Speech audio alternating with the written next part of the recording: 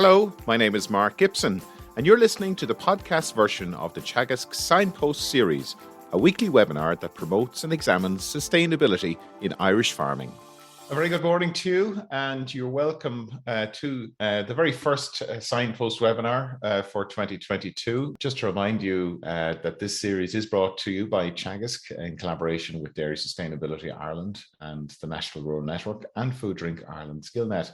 And today we're going to be talking about ecosystem services on CAFRE's farm up in Upland Farm. And CAFRE is the College of Agriculture, Food and Rural Enterprise in Northern Ireland. And I'm delighted to be joined by Bryan Irvine, who is Senior Biodiversity Technologist with CAFRE in Northern Ireland. And we also have Dr. Catherine Keena, who's Countryside Management Specialist with Teagasc, who's going to be helping us out with the questions afterwards. Good morning to you both. Good morning, Mark. And Bryan, maybe you could tell us give us a little bit of background to the project, the Upland Farm. Teagasc did have an Upland Farm in Westport at one stage where we were doing a lot of research there on extensive systems. But maybe you could just give us a little bit of background to the work that you're doing. Yeah, this is a 1,000-hectare hill farm. It was acquired in 1960s. And it was always a great resource for the college for education and for livestock technology. And then really the last 15 years, it's been a big focus for environmental work and really moving into biodiversity in particular. And then more recently, in the last couple of years, we've been looking at absolutely everything that the hill farm does. And so I'm looking forward to telling you all about it, Mark. I should correct myself. I think I said Westport there a minute ago. It was Leenan is where the Teagasc farm. You might have come across it in your travels. And Catherine, I know that there's a nice collaboration there and working between Teagasc and CAFRE in this area. Yeah, well, I learn a lot from Bryan and CAFRE, and I'm involved in the Cumra Uplands Communities, your EIP. And that is an EIP that the Teagasc Hill Sheep Water for Discussion group with Katrina Foley, the advisor, put in for and got.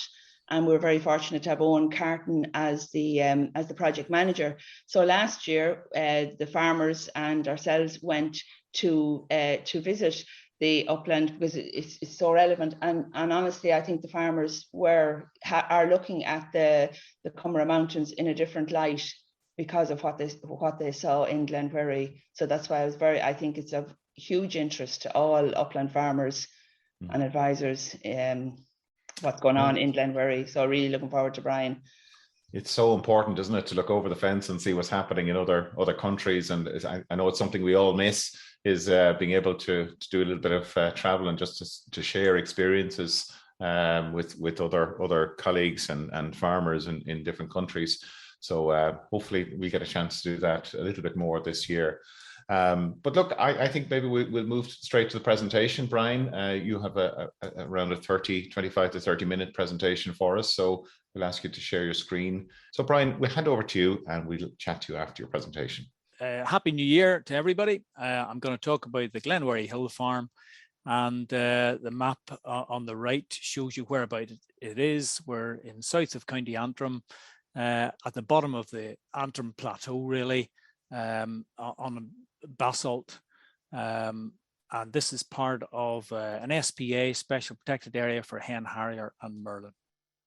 So you should be seeing a map now, a satellite image, which will give you an idea. The yellow dotted line, north of that, we're in peatland, and below that, we're in mineral soils. Of course, the lines in reality is more wiggly than that, but that gives you a rough idea.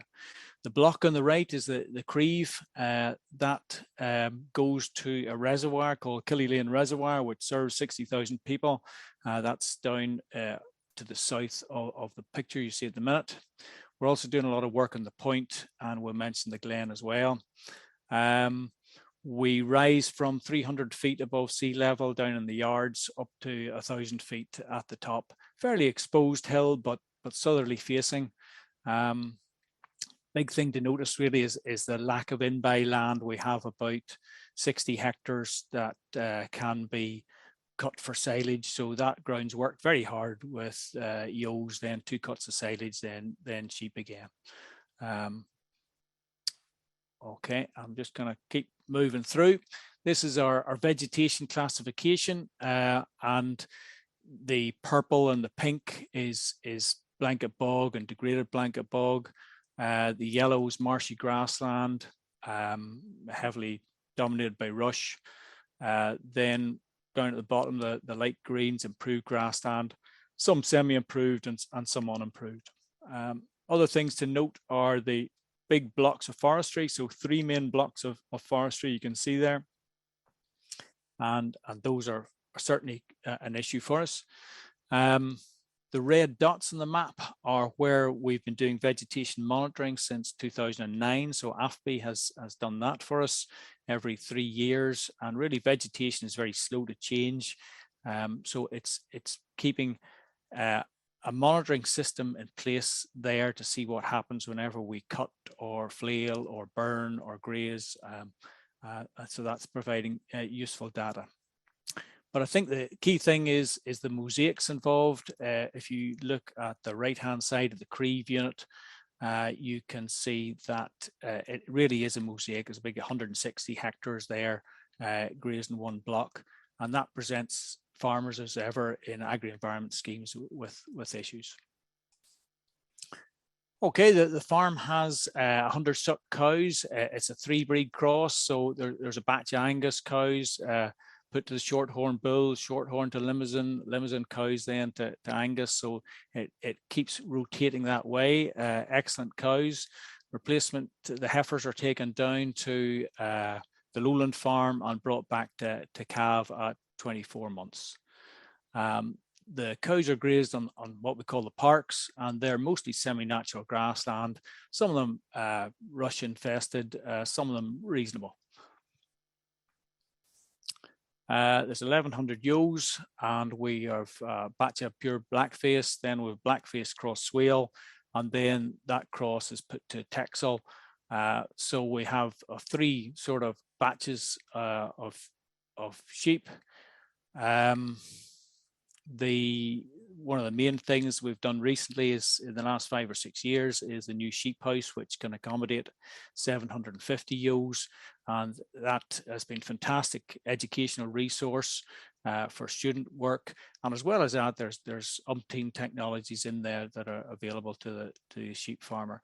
It's actually improved the data collection in sheep, which has really tickled through into results. And this last year, there were 1,640 lambs out of 1,100 ewes to the tip. So probably the highest number ever. And that just keeps going up, I think, with the selection process. Possibly getting to the stage where there's too many now. Okay, there's plenty of data on sheep and cattle. I'm not going to go down into this. The key thing is that there is 28 tonne roughly of calf weaned. There is 40 to 50 tonne of lambs weaned. The performance is very good. We look at efficiency, so efficiency in kilograms of weaned weight per kilograms of cow or ewe. The sheep are doing tremendously well, moving from 0.64 in 2016 up to 0.74 in 2021. So we're looking to get that to 0.75 for the sheep. Cows, the target is to get to 0.5, and we're moving there, but we do have an issue with cow weight. I guess from my perspective, from the biodiversity team, I'm looking at this and thinking, well, what is the output here? It's about 71 tonne of livestock as an annual output. When I divide that over our farmed area, so over our 960, we get about 75 to 80 kilos of output. When I compare that to a lowland situation where we're producing 1,000 kilos on an intensive beef system, we stop and have a look at that. And certainly when we talk to students at the beginning of their course, and I ask them, well, should this hill farm be getting the same level of BPS as the lowland farm? They unanimously, or nearly unanimously, tell me no. So we have to really tease out this. Now this 75 to 80 kilos per hectare output, when we actually break that down into our land types, that's actually between 10 and 500 kilos. Our in-by land's getting worked really hard. Our moorland out there might only have half a ewe on it for half a year, so it might maybe produce a quarter of a store lamb. So really its output is remarkably low. So CAFRE realized this probably 15 years ago and said, what are we going to do about this? What else does a hill farm produce? So that's where the move was into biodiversity. So the hill went for to create a GHRP, which is a Glenwarry Hill Regeneration Partnership. And we brought in quite a lot of different partners. So the Irish Grouse Conservation Trust and RSPB were the two partners brought into this. Then advisory groups of NAIA, Raptor Study Group, AFBI, and the agri-environment team within DERA as well. So that group sits 2 to 3 times a year and is the steering body for the hill farm strategy. Then we have the local farmers who we engage with. They're very much a part of this, and we meet up with them once a year and bring them on board as well. So this partnership, I suppose the first key part of it is predator control. So if you look at the map on the bottom right, you can see that we have an area there that is shaded in green. That's 3,000 hectares. So the gamekeeper shoots over 3,000 hectares. There's 1,000 hectares there in the middle, which is the CAFRE farm, where we trap as well. So we're doing predator control on foxes, crows, and rats. The foxes are shot by rifle with thermal imaging equipment, and the numbers are fairly colossal. So from September this year, within that area, there would have been over 100 foxes taken already. We're looking at this bit as being a nature recovery area. So over the last 15 years, we're trying to increase our wildlife in there, and then that's going to spill over into the surrounding area. So with 1,000 hectares in the middle, with 2,000 hectares beside it, that's been shot over, and then we have an associated 3,000 hectares, which is in another RSPB project, which is also involves predator control. So we're looking at a 6,500 hectare block where predator control is happening.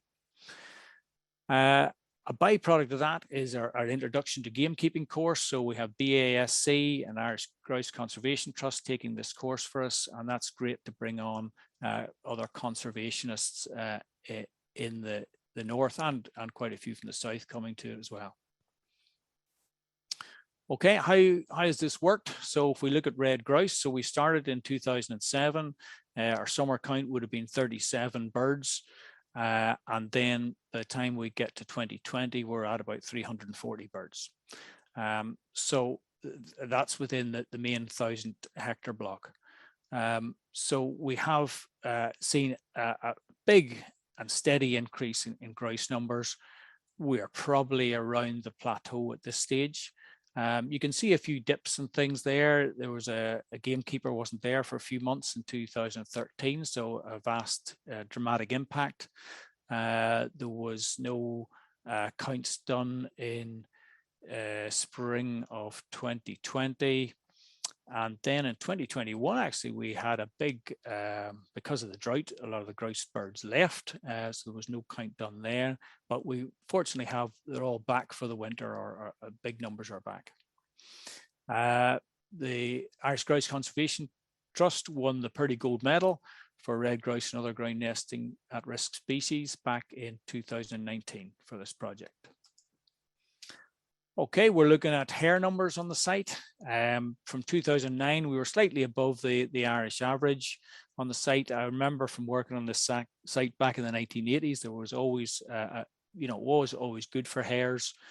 But really, the work that's gone on the site has increased the hares up towards 39 to 40 hares per kilometre square. That's balanced down a bit now to about 33, 34. So we've probably got a stable population at this stage.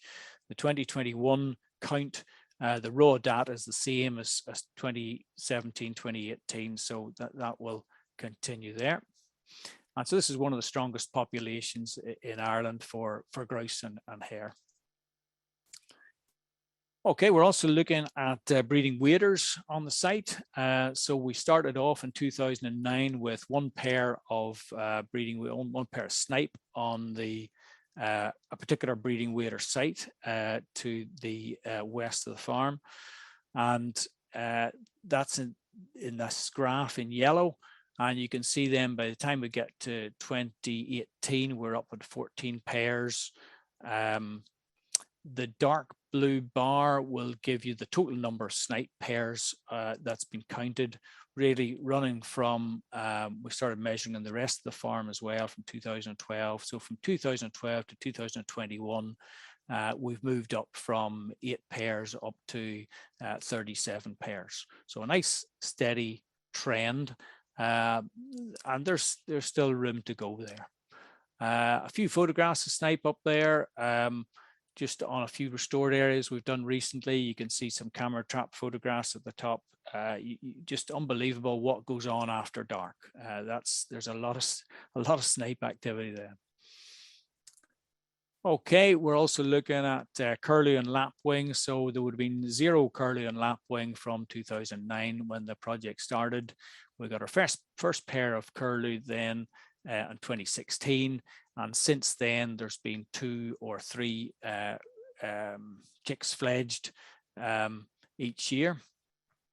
And then in 2021 we had a couple of pairs of lapwing arrived, and with 3 chicks fledged. So we've got a steady increase there. We're hoping to get more curlew back. We had 4 pairs in and around the site this year, but we had only one pair that fledged young. Then, and the photograph on the left's a curlew nest I nearly stood on this year. The next one is skylark and meadow pipit. So we are particularly interested in these birds because these are prey of hen harrier, and we're in the hen harrier SPA. So our work has shown a steady increase in these numbers as well. And you can see from 2011, when the first count was done of these, we're moving from 24 and 56 up now to over 120 pipits and 70 skylarks. Photograph on the right, actually I meant to put one in of a hen harrier, but that's a golden eagle chasing off a peregrine. So there's plenty of activity over the site because of the amount of wildlife. It brings in a lot of predatory birds, raptors. Okay, breeding wader site, a particular bit of mineral land on the west of the farm. We're focusing heavily on everything that we should be doing for breeding waders in the site. So we're making a lot of scrapes. That really helps. Obviously, these birds, their chicks have to feed themselves from day one. So soft ground, access to plenty of grubs, water's edge. So lots of little scrapes throughout the site. We will go in and flail excess forage and rush quite often in January, February to try and get the ground conditions as low as possible for the waders, because really a bare ground is what they're looking for with a bit of cover. This year we've put 19 cows out. They were weaned early and they have been out and on the wader site from early November, and hopefully will be there to the end of January. There's been standing in snow the last 3 days. They started off at over condition score 4 and are now between condition score 2.5 to 3. Fantastic for the cows to get them a lot fitter for calving, and I expect to see no calving issues with that batch at all. Other things then we've been doing as we've been going along is providing multiple water sites around the farm. So in the peat ground, it's been little moorland dams where anywhere there's a flush and we know it will keep refilling. So there's one done in February, and then you can see what it looks like in September. So it just fits into the landscape very well, and that's fantastic for breeding waders and for damselflies and other insects. Okay, then we moved away from biodiversity. We didn't move away, but we added to biodiversity as an output from the hill farm. We went a couple of years ago, we started looking at water quality. So this is a large 57-hectare block of woodland planted in 1982. The GHRP had been looking to take this away for a number of years, and we finally got in and harvested in December 2019. We've been monitoring the quality of the water from before that at the base of the forest. I'm looking particularly at DOC, so dissolved organic carbon that turns up in the brown color that you see in peat water. We've been looking at the level of DOC and how much it would cost the reservoir to treat that. And basically we're getting a treatment cost of £90 per hectare from that site. Now we're comparing that with a relatively intact moor, and the treatment cost for that is about £18 a hectare. So £72 per hectare per annum difference between these two sites. Those in the photograph there, the washing machines you see, those are auto samplers that are taking 7 hourly samples out of the stream there and out of the outflow from the forest, and that's what we're comparing. We're seeing quite a lot of changes through the season, and we're checking that with our rainfall stats, and that's where we can, the Queen's students have been able to work out the £72 per hectare difference.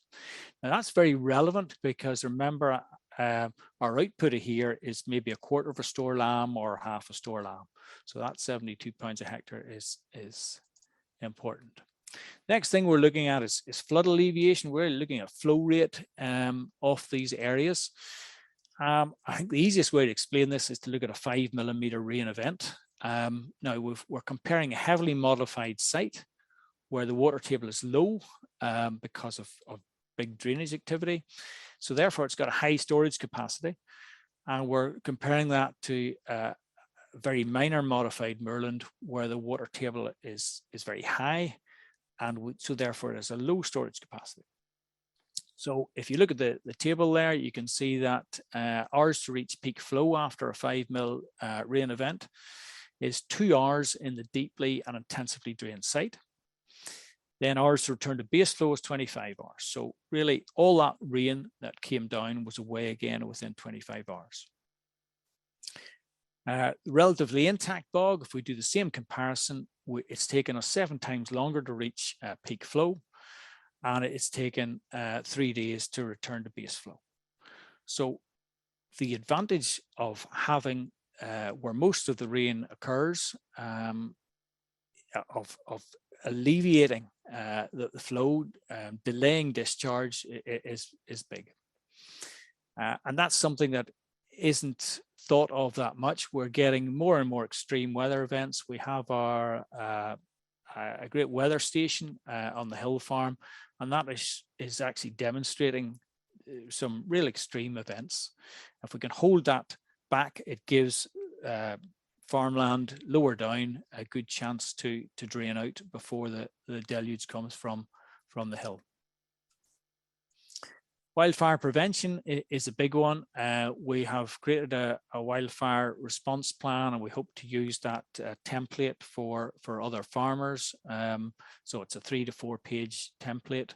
Then we're looking at a prevention strategy. So we have a heather resource map designed, and that gives us the areas most at risk and where we've been cutting or burning or creating fire breaks. And really, it highlights the importance of grazing control and all the other activities we do, ultimately with re-wetting being the ultimate in wildfire prevention. This is, as you know, this year has been an incredible year. 18 million hectares burnt in Russia, over 7,000 fires in Portugal. The Welsh are now starting to complain. So it is becoming a very big issue. And the reason it's a big issue is because of peat carbon storage. And we really need to get a bit of a handle on what we've got. So those two guys in the picture, those are from Queen's Archaeology, and they are taking samples, and they're going to put it through their new carbon dating machine and give us a carbon impact, carbon sequestration over the last 500 years. Roughly speaking, we've got about 400 tonne of carbon per hectare in a metre depth of peat. That's the equivalent of 1,500 tonne of CO2 equivalents. So that gives us somewhere in the region of 1 to 2 million tonne of CO2 equivalents stored on the CAFRE hill farm. Now, the reason it's quite wide is the references are quite wide in themselves, so it'll be good to get some bulk density measurements and get that more exact.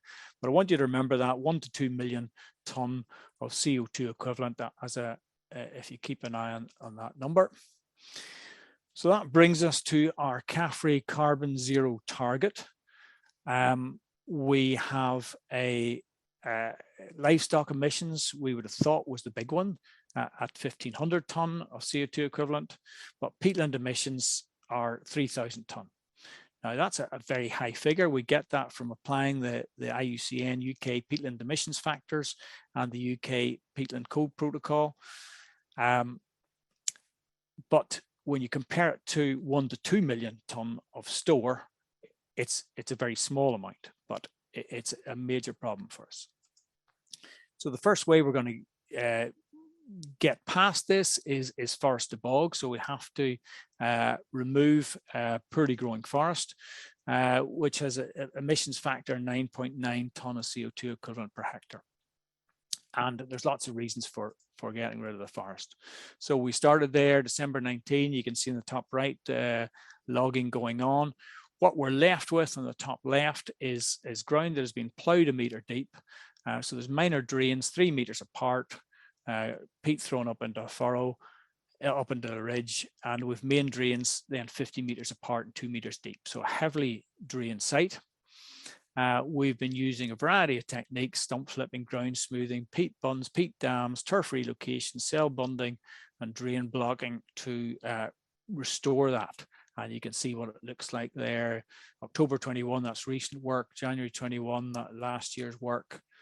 And to give you an idea, January 21, that's an area that's been finished. You can see bare peat. You can see lots of turfs that have been relocated. So we're asking the guys to collect vegetation out of the furrow, set it to the side, do their work, and then replace that vegetation. You can see in the lighter map in the top right, you'll see the raised areas are the brash mats. So an awful lot of timber refuse left. And you can see the deep drains, and you can see the minor drains running north to south as well. So we had brash over 30 to 40% of the site, and this was timber brash, not just minor brash. We had a very tough year last year. It was very dry. I'd been hoping for plenty of rain in the summer, but even so, you can see, but relocating the turfs, we had a lot of wavy hairgrass was spreading across the place, a lot of sphagnum recovery. So it's very good. Over to the top right, bottom across to the right, you can see a dip well with simple dip wells sited around the site where we're monitoring water table. We also had a bit in Lodgepole Pine, which had been mold ploughed, and those mold drains are still working 40 years on. So they're simpler to work. We just trench across them to break the mold drains and dam them and create a little bund there. So we can do less intrusive in that one. Okay, our next bit is re-wetting open moor. So we have a standard emissions factor of 3.4 ton of CO2 per hectare per year being emitted if it's drained moorland. We have the Nature April 21 paper telling us that a 10 centimeter reduction in the water table depth is equivalent to 3 ton of CO2 equivalent reduction. So we're looking to achieve that and to get towards neutral, to get to peatland accumulating condition.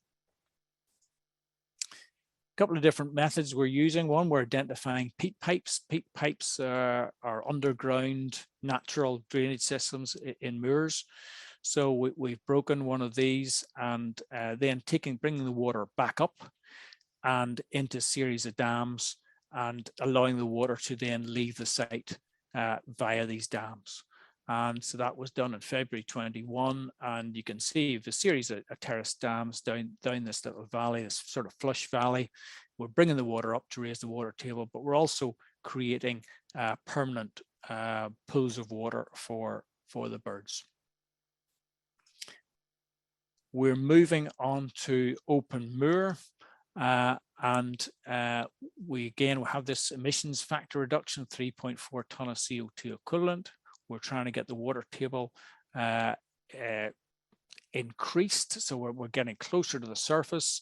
And certainly our first year's work has shown that between the control site and the demo site, yes, we're getting it over the 10 centimeters. Our summer activity, the water table tends to be between 10 and 20 centimeters from the surface, and the control site is down at about 50 centimeters. This is done primarily with peat dams at a cost of £4 to £5 a dam. So you can see that we have marked out the minor drains. This is a site we've been doing this December.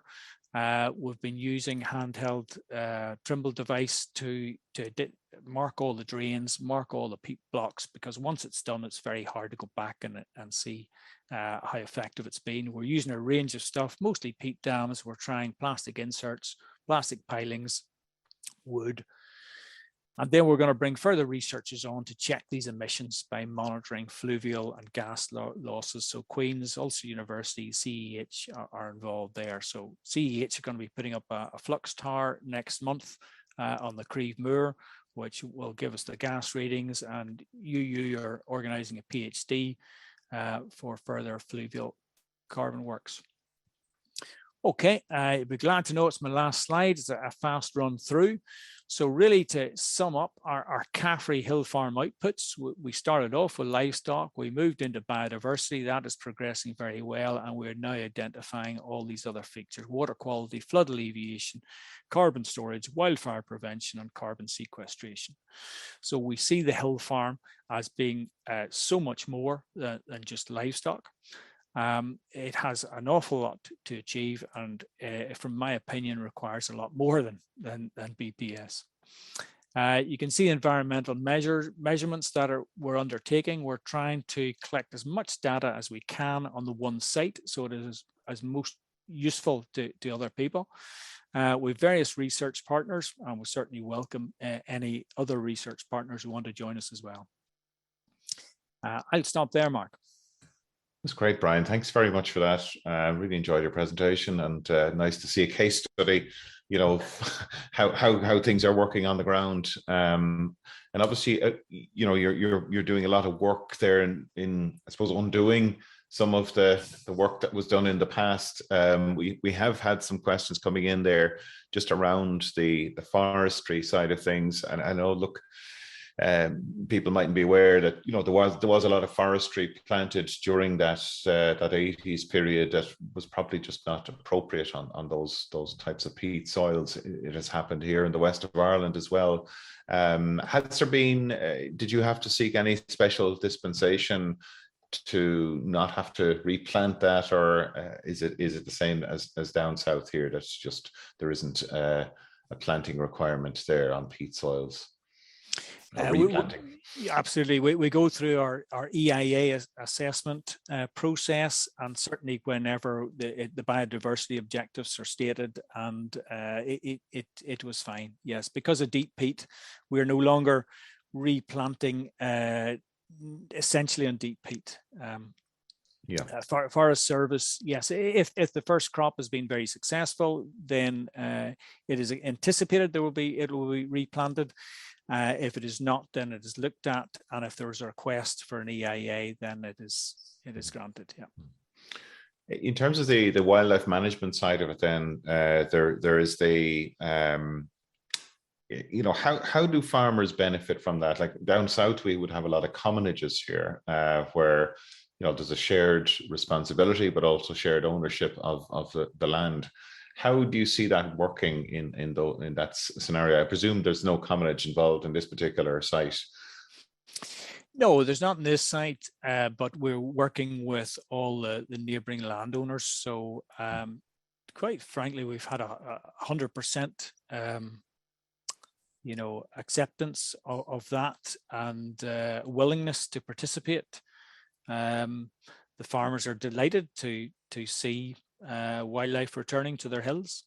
And I think that the key message in this so far, Mark, has been that our livestock production is excellent, and our biodiversity numbers have been just steadily rising with no detriment to the livestock. Yeah, at this stage.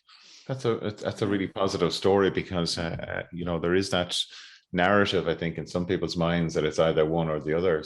You're saying it can be both, provided that the payments are correctly orientated. I guess that's what you covered off in your last slide there, that in fact there probably is the value that has been produced, or the services that are being produced from this land needs to be valued. Just a question I had there. When you showed a slide showing the various different water samples from the forest, and I'm just wondering, was there a noticeable difference from when the forest was felled after its felling in the DOC levels, or was that observed? Surprisingly not, Mark. So that was interesting. So we were taking grab samples from around the forest site. We were taking samples from before and after, and surprisingly not, no. Now, we did leave the forest contractors left a lot of drains blocked, which may have helped in that situation. I think if they'd all been opened up again, yes, it would have gone up. I see. We have some questions. People wondering, are you facilitating group visits to the site? So you've obviously already stirred a lot of interest amongst advisors down here, but COVID permitting, I imagine, is that something that can be arranged? Absolutely, it can, Mark. Yeah, look, we've had a quiet time. We've just been bringing policy people up over the last year, mostly. Catherine was lucky with her group. She just got in a narrow window there. And yeah, there'll be an open day in early July this year, and certainly we do bring groups, yeah. Okay, Catherine, there's some really excellent questions coming through, and if you do have a question, you can use, and if you're new to the Signpost series, just use the Q&A tab at the bottom of your screen there, and do send us your questions, and we'll try and get through as many of them as possible. Catherine, over to you. Yeah, we have a few different themes, so let's start with the predators. Is the aim to remove foxes completely, or to maintain them at a sustainable level, Brian? That's quite easy to answer. It would be impossible to remove them completely. They are an amazing creature. And look, we've been at this for absolutely years, and the numbers keep on coming. And I would say probably you're at a higher level this year.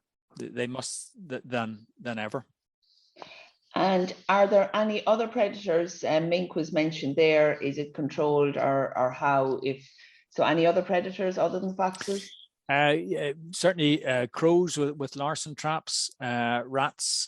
We do have a problem with ravens. Obviously, they're protected. Over the hill behind us, badgers are an issue raiding ground nesting birds sites. So RSPB has had great success putting electric fences around curlew nests this year. So in 2020, there would have been 0 fledged on other sites in Glenwherry. And in 2021, I think there was 22 curlew fledged, and that was down to the electric fences around the curlew nests. Interesting. On to the cattle. Again, you probably mentioned there the breed of cattle, and also a question on, do you expect production or live weight gain loss, live weight loss from on the re-wetted bog? Yes. Now it is interesting. The re-wetted bog one of our sites goes particularly dry in the summer and is very wet in the winter. So we're now turning it to wet all the way through. But strangely enough, in the summer it's fine. So probably in the first bit we've done in an area called the Point, there won't be any reduction. In some better moors, there is bound to be some reduction. But the way the sheep numbers have gone and the breeding are so good, we haven't had enough ewes with singles to put out to some of those rougher areas. There's been that many ewes with twins. And the breed of cattle, Brian? Breed of cattle, yeah, Angus, Shorthorn, Limousin, they're great cows. We do have a problem with them having increased in weight recently, and that is down to the individual bull selection. So I think with one particular Angus that was actually too framey. So yeah, there's potential for moving a different breed in there in the future, but those cows are they're holding condition well. Yeah. Okay. Just will replanting on peatlands increase carbon emissions? Well, the basic problem is if you're growing forestry, you need to be hitting yield class 8 to 10 before you're sequestering more than you're emitting. So if you on deep peat, if it's a great crop of trees, then it works. If it's an average or poor crop, then we're losing more carbon than we're sequestering. Okay. And then just the other biodiversity angle as well, I suppose, yeah. on that. But how is vegetation monitoring carried out?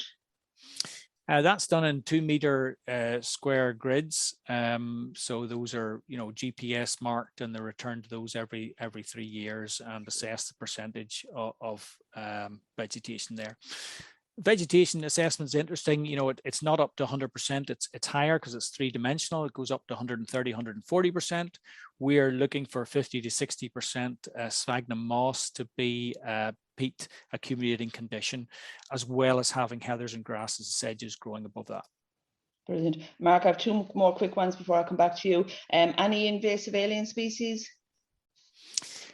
We do have problems with Sitka spruce spreading throughout the site from our forestry. So we are working on just a very long-term process of cutting those out. As long as we cut down below the lowest branch, a cut will kill them.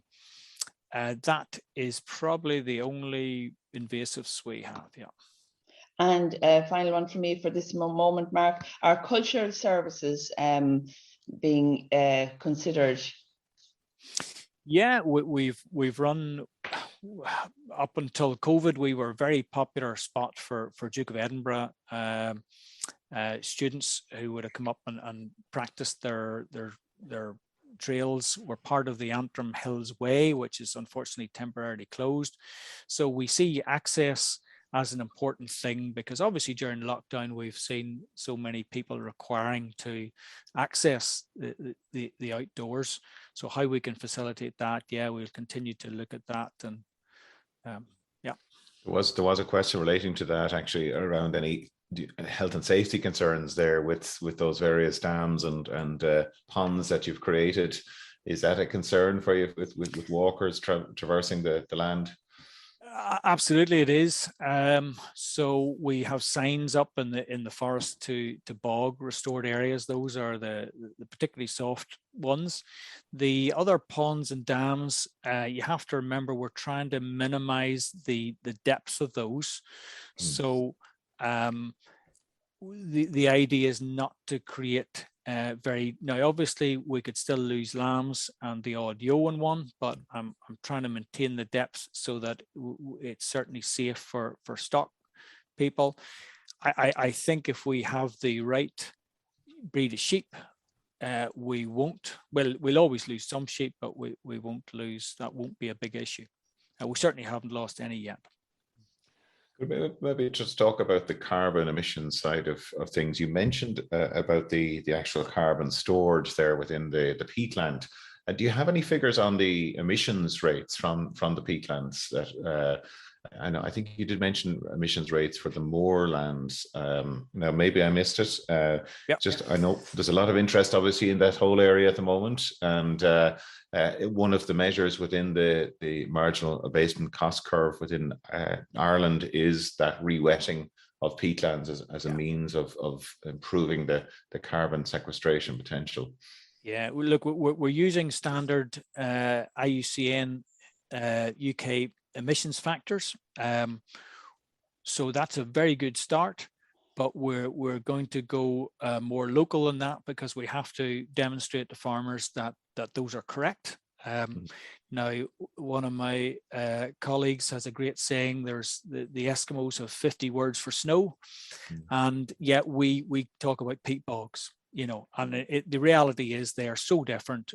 Some have got intensively drained, some are naturally dry, so what is the difference? And we can't lump them into one emission factor.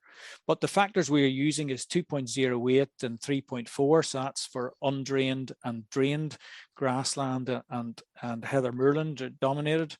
So those figures, then when we get to, we've one block of 10 hectares which is fertilized and is deep peat, and there we're looking at an emission factor of maybe 15 to 20 ton of CO2 equivalent per hectare per year. So we are doing research work to bring those down to more local figures and to move it around and see how it varies between slope and site. Yeah, it's a tricky one, all right, given the heterogeneity there of the site, or most bog sites, peatland sites.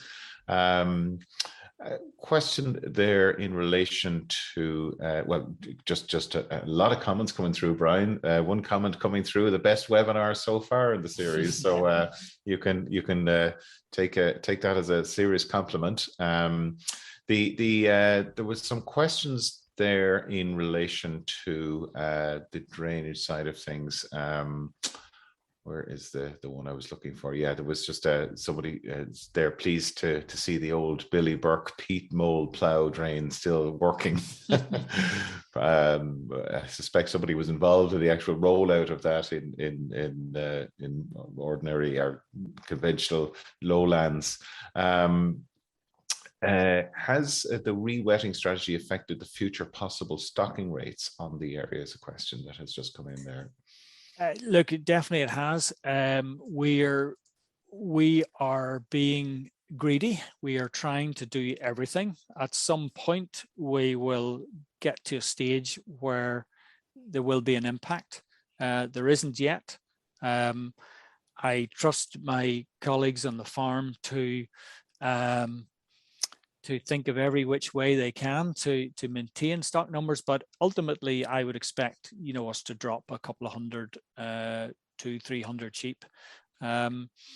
Strangely enough, cattle are much better from the vegetative point of view on the natural grasslands. So I would not be disappointed if we had more cows, maybe more smaller cows.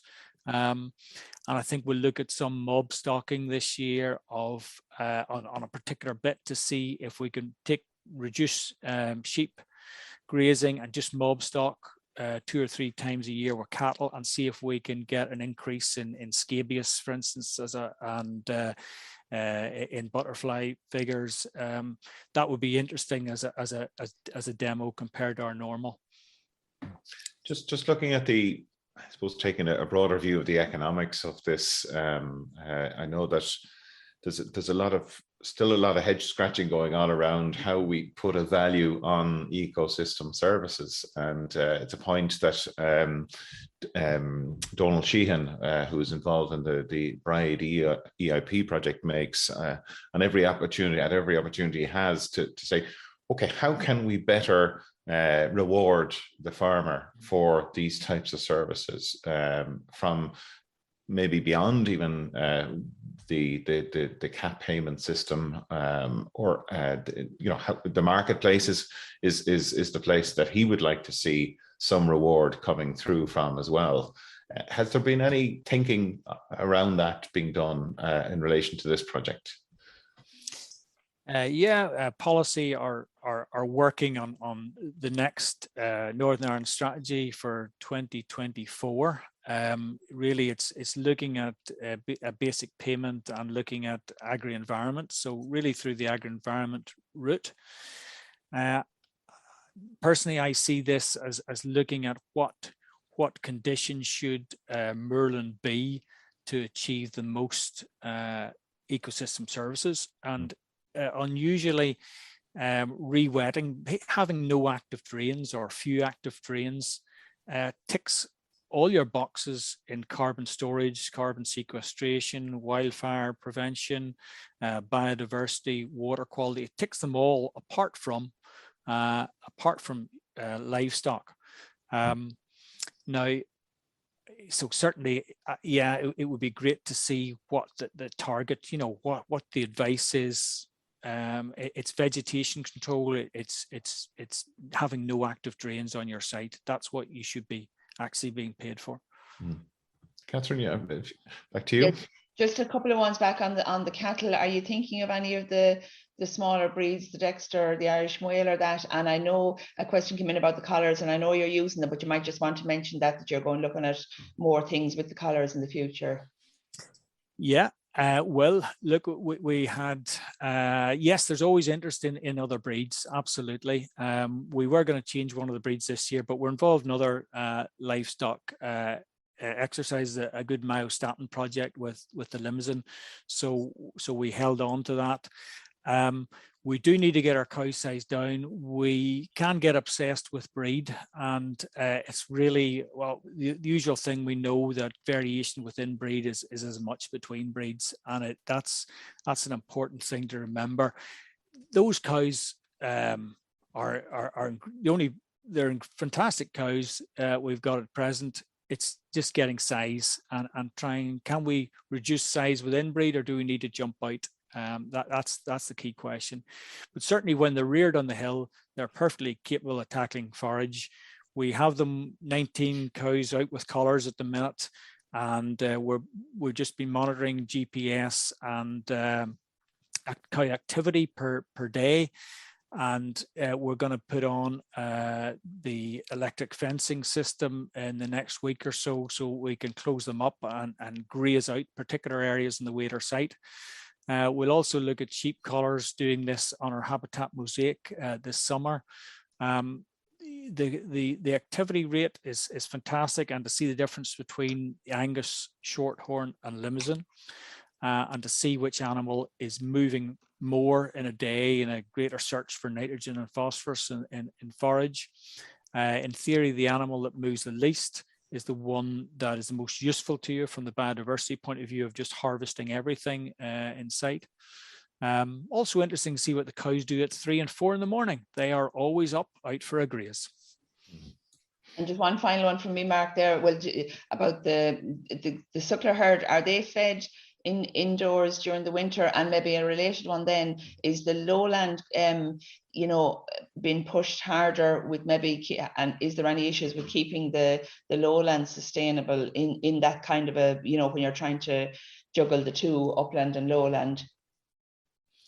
Okay, so yeah, cows are normally in from mid-November, housed, and so this year we've kept cows out. In the past, I remember in the 1980s, we used to always have 30 or 40 cows outwintered, and I'm sort of trying to head back to that. Are we pushing the lowland hard? Yeah, we're very intensive on our lowland, and we are looking at biodiversity in the margins around there. We're looking at water quality on the lowland as well. That's the way we farm. We farm the lowland hard. The way we're looking at this at the minute is mineral soils should be farmed intensively, and peatland we should be easing way back. A question, Catherine, for you, I suppose, are there any similar projects happening like this in Ireland? I know there are. You know them better than I would. Well, I mean, there's a huge amount, and I think what we need to do is pull all together and you know, we have the Harrier, the Pearl Mussel, and we have the 5 Upland EIPs, and we're going to hear from Declan Byrne next week about Seuss. So, and I would say they're all working on slightly different angles. So, you know, we need it. I suppose there's a job of work there for us to do, Mark, to try and pull out the good work that is being done, which I suppose is where I see my role. Mm-hmm. Absolutely, yeah. No, there's a huge amount of interest in this particular area, and obviously a lot of land on this island is upland, and it needs that support network for people to do the right thing, I suppose. One thing you mentioned there, Bryan, was these trail cams, the photographs that you can take at nighttime. I think they're absolutely fantastic. I have one here, and it's just amazing what you spot at nighttime, and they can be motion activated, and it's something I'd advise everyone if you have the means to invest in. It's just incredible how the place comes to life at nighttime. Well, we're just up on time, Bryan, but just I want to say thank you sincerely for joining us today. I see a lot of your colleagues are online as well there, so it's nice to have that linkage with our colleagues in CAFRE. And thank you, Catherine, for helping with questions today, and also our series producer, Andy Boland, and also Yvonne Maher for helping out with our technical side of things today. And just to remind you, if you do have topics that you'd like to see covered on the Signpost webinar, do get in touch with us through connected@teagasc.ie, or you can send us a message through the message system here. We're always keen to get feedback from you, and also if you have a time to finish fill out any of those surveys. Look, we'll leave it at that, and look forward to seeing you all again next week at 9:30. Bryan, thanks again, and Catherine, and Happy New Year to everybody. And we look forward to you joining us for the rest of the year. You've been listening to the podcast version of the Teagasc Signpost Series, the weekly webinar that promotes and examines sustainability in Irish farming. Don't forget to join us live every Friday morning for our latest webinar. For more, visit teagasc.ie. And you can also rate, review, and subscribe to the Signpost Series on Apple Podcasts, Spotify, or wherever you get your podcasts from. I'm Mark Gibson, and thanks for listening.